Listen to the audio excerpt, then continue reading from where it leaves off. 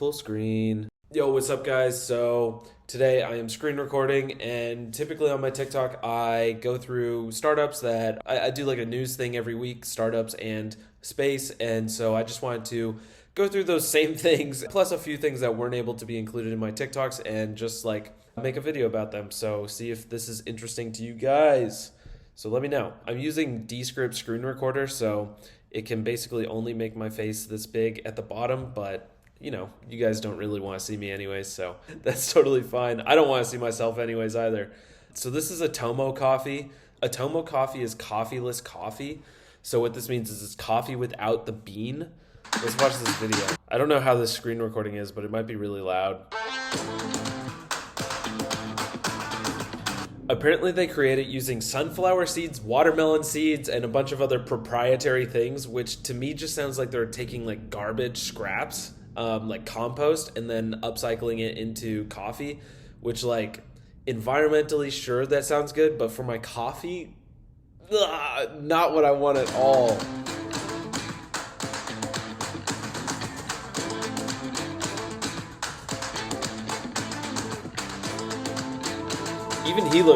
Even he looks disgusted by it.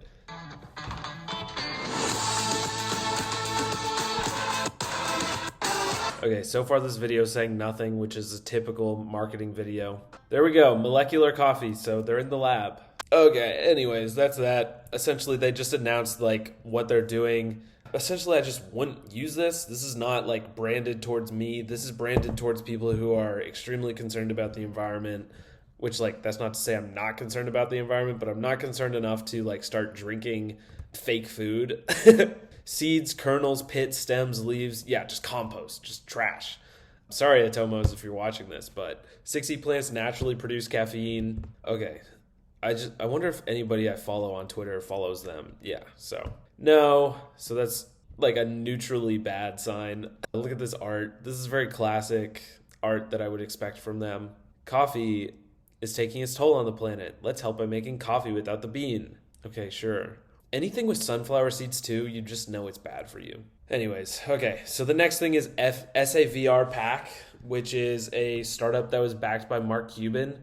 They're essentially putting these packs into food delivery, and so, you know, Grubhub, whatever, Uber Eats, won't have moisture in their bags by the time that they arrive to the customer's place. So this is pretty cool. Like, this is a great photo. So if you actually have this moisture pack in the box, the fries won't get soggy. Yes, after even 30 minutes. So this is excellent. This is exactly what we need. Genuinely, this is important, I do think. And it looks really easy. You just staple it, or, you know, adhere it to the back of this pack, and it stays there, and then it's fresh. So I think this will be super easy to roll out. I think it's a great startup. It's not like the most technically complex, but that doesn't really matter. It's pretty cool that it was after a cold email that Mark invested. I think he just invested so it was a $3.5 million Series A, and it was led by Mark Cuban. So that's pretty cool. Yeah, he didn't need to go through Shark Tank. He just emailed Mark Cuban and was like, hey, this is a great idea. And it is. This is pretty obvious. So in September, SFAVR Pack was producing 1 million units per month. That's wow, and had plans to scale up production to 15 million units per month. But now with new funding, they can do 50 million units a month? That's pretty insane. Like, how many Uber Eats deliveries per day? How many Uber Eats per total Uber Eats deliveries annually? Okay, it doesn't say. They have 66 million users. It doesn't say how many deliveries they actually do perform, because I guess they don't want to give out that data. But let's just say on average each one is like, I don't know, 60, let's just say $40. Let's just say on average the average Uber Eats is $40. So 30, 200, 200,000. Wait, is that 30 billion? Okay, 30 billion divided by 60 is 1, 2, 3, 4, 5, 6, 500 million. Okay, so if we do the math, it looks like Uber Eats has around 500 million deliveries per year, and that's assuming that each divided by 60. Why did I do that? Wow, I'm like sick. $40. So it looks like Uber Eats does around 750 million deliveries per year. Does that sound correct? Guys, I have no idea if this is correct. I'm just doing like quick math. I'm assuming that each delivery is $40, and then if Uber Eats booked 30.2 billion, that they did around 750 million deliveries. So that means that this startup, SAV Pack, is producing 50 million units a month. So, I could easily do this math. 50 times 12 is 600. So they can almost, if they scale up, they can almost satisfy all of the Uber Eats demand. So that'd be pretty dope. Anyways, I think this is a cool startup that I wanted to share with you guys. The next one is Memphis Meats. Memphis Meats is doing cell-based meats. Where's the photo?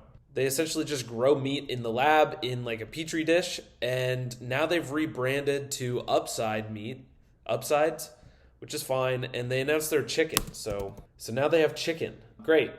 Look, I'm more bullish on lab-grown meat instead of like plant-based meat. I think whenever you start mushing up beans, you start mushing up canola oil, sunflower seed, I think that is trash. I think it's terrible. So Memphis Meats is one of the few alternative food startups that I'm bullish on. Like Atomo Coffee, but Memphis Meats, it's like all right. So it's a little bit better. But yeah, okay, next thing. So EV startups lost $40 billion after taking SPACs public. EV startups lost over $40 billion after taking SPACs public. That's insane. So 5 EV makers were worth $60 billion at their peak. Does it say which one? So Nikola, obviously it fell. Fisker, Lordstown, Canoe, and Arrival. So look, these aren't the top ones really. Like Lucid actually hasn't gone public yet. Lucid isn't in here. Their Neo isn't in here. But from these 5, yeah, valuations are just plummeting. So no surprise there. This is why people are wary of SPACs. And like, even though Ginkgo SPAC is happening, like Ginkgo Bioworks is happening, like people just are turned off from SPACs. People are pissed off at Chamath. People are really memeing Chamath like really hard lately, and it's pretty funny. I mean, deservedly, he pumped up Virgin Galactic, and they're trash lately. So Virgin Galactic stock. I mean, Virgin Galactic since February peak at around $54-$60. Now it's at $16. So yeah, deservedly so. Anyways, EV stocks losing hype. How's Tesla doing though? Let's just see. Compared to Tesla stock, Tesla was at 800 in January, and now it's at 589. So Tesla's down too. So everything's down. Honestly, I think everyone's like shifting money into crypto. Dogecoin, it's absurd. I don't even want to talk about Dogecoin. Basically, Kyla Scanlon says it best. Dogecoin is Elon coin. The US dollar is backed by the full faith and credit by the US government, and the Doge dollar or Dogecoin is backed by the full faith and credit of Elon Musk, otherwise known as dank memes. So I meant to tweet that earlier today. Elon Musk is backing Dogecoin by dank memes. Anyway, Fisker announced a US EV manufacturing plan with Foxconn, which is pretty interesting. That's Apple's supplier. It pumped up their stock, but then it just basically immediately went away. This is what Fisker's, I don't know, it's all right. Sure. Anyways, For Rust. This is cool. Desktop Metal launched For Rust, which is like a vertical offshoot of, I don't know, is it like another company within Desktop Metal? I'm not exactly sure. But Desktop Metal launches For Rust, which is producing wood products. So this is really cool. Planet Earth has half the number of trees that we had in a natural state. So this means like they are using sawdust and then converting it into 3D printing materials. So they're 3D printing wood. So before we started agriculture, we're harvesting 15 billion trees. In the US alone, there's 84 million tons of sawdust generated each year. And a large percentage of that could be recaptured and reused in 3D printing. Wood manufacturing has traditionally been a subtractive process. You start with a tree and you cut it down to the shape that you want. One of the very exciting things about additive manufacturing is that you can achieve geometries that you couldn't pursue before. We're taking sawdust and building up new objects layer by layer. Yeah, I just don't know what new things you can build using this. Like, it's cool. What can you build using wood now? Like, what are the complex products that are needed that need to be wood and that shape? adhering the particles of sawdust together with an environmentally friendly matrix. The mere fact that it's built in layers mimics the wood itself. You could stain it, lacquer it, and it would look indistinguishable from the equivalent piece of real wood. Also, guys, hoodie up. I'm a little bit sick, so thanks for bearing with me. In terms of applications, they're really endless. There are so many applications where we use polymers and plastics today where you can now use wood. Like what? This is the problem. They never tell us what the fucking applications are. So we're talking about high volume industrial throughput manufacturing and use wood parts, whether they're furniture, aircraft interiors or automotive interiors, or home goods that would go in a traditional retail store. So you're just gonna make like chairs faster? Is that what this is? It can be shaped into almost any other way. Don't get me wrong, it's cool. I just don't understand the market yet. It's a strong, durable, resilient material. There's really no limit. I think you can make anything. Being able to use a new technology and think anew about the possibilities of what can be done with wood is very exciting. The possibilities. With one of the world's most urgent problems. Technology. Okay, so all of these videos are always the same. They don't actually say anything. It uses cellulose dust, a fancy way of saying sawdust, and paper industry lignin, and then it turns it into 3D printing. So it's cool. Look, don't get me wrong. This is the first time we've ever 3D printed wood. I just wish I knew more about like what we can actually do with it, especially with lumber being so expensive. Like, are people gonna pay for this? I don't know.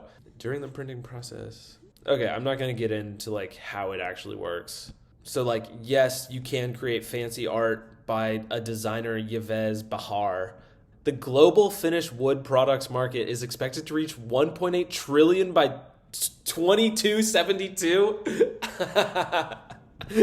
By 2027? What year is that? Global, let's just see, market cap, 1.3 trillion in the year 27. Okay, yeah, so 2027, like 2272. Okay, so 2027 is expected to be 1.8 trillion. Right now it's 1.3 trillion, or as of 2020. Assuming lumber inflation hasn't infected it too much, man. Okay, luxury interior goods. Yeah, I mean, it is a luxury to have some wood in your place now, for sure. I use a lot of wood. Oh, I use a lot of wood. Guys, I've been watching too many Cody Co videos, so honestly, that's why I'm trying this format. The future of design and production really hinges on new technologies coming on. Okay, applications are limitless. They're always limitless, bro. There are many where you can substitute wood parts. Okay, whatever. Okay, so that's essentially what happened with startups. I also do space updates, so here's some stuff that happened in space. Russia is trying to beat Tom Cruise and NASA to shoot the first movie in space, which is just beautiful. Now the space race is no longer about actually building new rockets and new technology. Now it's about filming the first movie in space, which, you know, good. We're less violent as nations, I guess, but also it's just funny. I think this is cool. I think it does still expand like space capabilities. Now we're not actually building new rockets or vehicles. Now we're just like, you know, enhancing astronauts and stuff like that. We're moving out of private or public domain astronauts and into private astronauts, which is really cool. So that's funny though that Roscosmos is like not competing on grounds of rockets. They're just trying to film a movie in space first. Pretty badass. So I still think Tom Cruise will win though. Anyways, China finally landed their rover on the red planet on Mars. So their rover is called Zhurong. And I said that so wrong. Zhurong and so wrong. Okay, so they're the second nation to actually land a rover on Mars, which is pretty cool. It endured something similar to the 7 Minutes of Terror, and this is an artist concept of what it looks like. So pretty dope. It's going to, what's like its purpose? They're looking for water. It's called Zhurong after an ancient fire god in Chinese mythology. That's pretty dope. That's pretty based.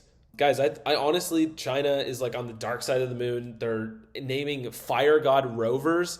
Honestly, they're pretty based. Also, they're like launching rockets and then letting them just randomly explode on Earth. Like, yeah, everything China's doing is pretty based in like a joking way, right? Ah, man. Once it has deployed, the rover is expected to spend 90 days Okay, cool. It's looking for signs of water ice. Yeah, so Utopia. Cool. So honestly, maybe America will be using data from China to start doing their shit. Cool. Okay, yeah, so China has a rover on Mars. They're the second nation ever to do it. Good for them. Congress fires warning shot at NASA after SpaceX Moonlander award. Yes, that is true. So Congress is now being lobbied by Blue Origin and other companies to give Blue Origin $10 billion, essentially so that, there's actually competition among American space companies. This is the whole point. They just don't want SpaceX to be the only thing that we're relying on. And sure, that's part of it, but also Blue Origin just wants contract money. Blue Origin's failing. It's very funny because also I was going to do Rocket Lab next, but also Jeff Hu at Blue Origin tried to hire SpaceX's president, Gwynne Shotwell. So Gwynne Shotwell, for those who don't know, this is Gwynne Shotwell. She's like SpaceX's president. She is killing it. She keeps everything under control, and Jeff tried to hire her. Of course, she immediately said no. She shot it down. Shotwell quickly declined, saying it wouldn't look right, which is a very nice way of saying fuck no. Jeff who? She definitely said Jeff who. She definitely made that joke, whether externally or internally. well, definitely internally. Okay, so the Electron launch failed. I tried to watch the launch itself, so Electron was trying to do reusability and actually recover this rocket, but they didn't even get to that stage. So here it is launching.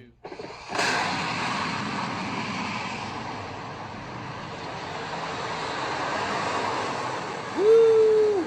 And then it goes up. Electron is well on its way, keeps going, and then, we start to see the flame expand because of lower atmospheric pressure. And then in a few seconds here, it just cuts out. Let me speed this up.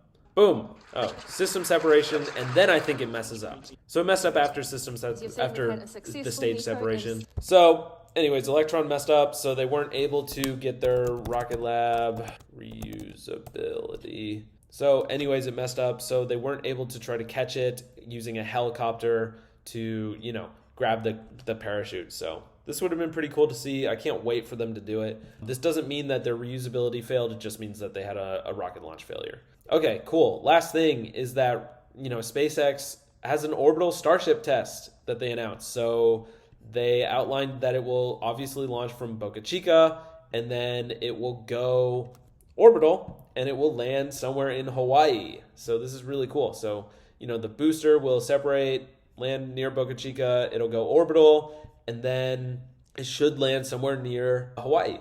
So liftoff, stage separation, seconds, so 54:20 over 60. So this means this launch will last around 90 minutes. So this is super exciting. It might happen in 2021 is what they're hoping for, but more likely it'll be a year from now or so, is what Shotwell or SpaceX said. Yeah, so it could happen by the end of 2021, but it could happen anytime in the next year before March 1st, 2022. And the orbital altitude is only 72 miles, which is pretty low. It's just barely being orbital. Elon Musk would definitely make fun of Jeff Bezos if he did this, but this is their first one. It's pretty exciting. Cool, guys. So, and lastly, Christian Angermeyer apparently has one of the most world-changing investments of his career that he's announcing this week. So stay tuned. Be sure to follow me on Twitter because that's where he'll be announcing it. And so I'm going to cloud draft off of him. And lastly, Elon is just going crazy over Bitcoin and Dogecoin right now. He's not tweeting about it necessarily, but he's replying to it. So Bitcoiners are going to slap themselves next quarter when they find out Tesla dumped the rest of their Bitcoin holdings. With the amount of hate Elon Musk is getting, I wouldn't blame him. And then his response is just, indeed. So yeah, it sounds like he's going to dump Bitcoin, BTC. So Bitcoin price is already 45,000. Look, guys, I'm much more bullish on Ethereum. Ethereum is 33? Bro, brutal. Buying opportunity. Honestly, buying opportunity. So yeah, that's happening on Twitter. And if you're not on Twitter, you're always missing out. Seriously, always. Anyways, okay, guys, let me know if you Like this video, let me know if you like this format. Let me know if you want me to keep doing stuff like this. And sorry, I'm a little bit sick today, so my voice is a little bit weird, but hopefully this was fun. I've been watching way too many Cody Coast videos to not try this format, so yeah, had to do it to him. And yeah, see you in the next one. Oh, like and subscribe if you liked it. Love you guys. Peace out.